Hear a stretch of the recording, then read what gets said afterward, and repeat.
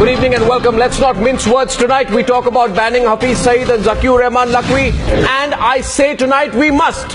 Because these people mix venom and religion to spread violence. They pay for the guns and the mercenaries and the suicide bombers. But the problem with us in India is that we never look within. That we allow this character called Zakir Naik, who has created a TV empire of anti-Muslim hate, to become bigger and bigger and richer and richer. And now that it has been proved that he inspired the terrorist strike in Dhaka, we don't know where to look.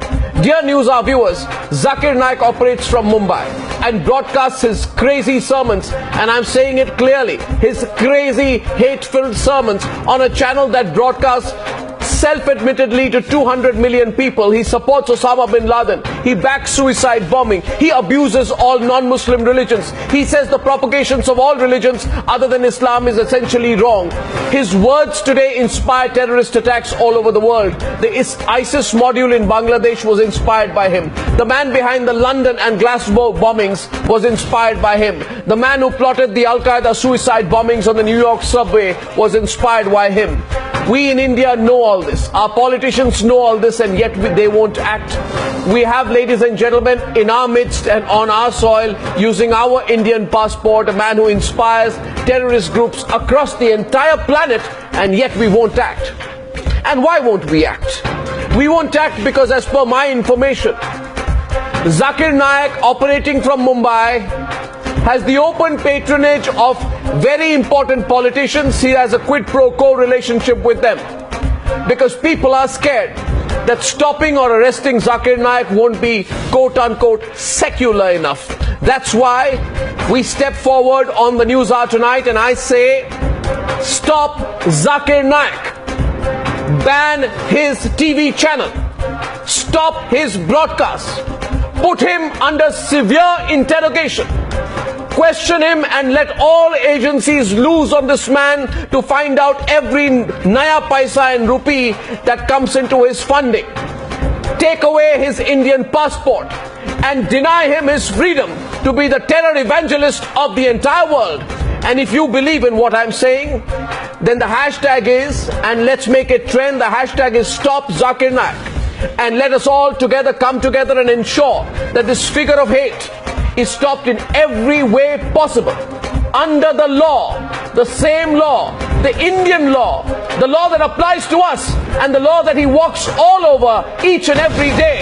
Stop Zakir Naik. He's the man who inspires terrorists all over the world and has the temerity to operate from our soil, in our city, using our passport. That's debate number one tonight. কোরআন শরীফ পড়াইছে ও হিন্দু ও মুসলমান পরিচয় দিয়ে বাঁচছে আর ওদের বলছে ওদের যেরকম আমরা মারছি আমরাও কিছুক্ষণ পরে মারা যাব তোদের সাথে জান্নাতে বসে দেখা হবে A Hindu survivor from Dhaka terror attack. This chef was spared, but he was witness to the brutality.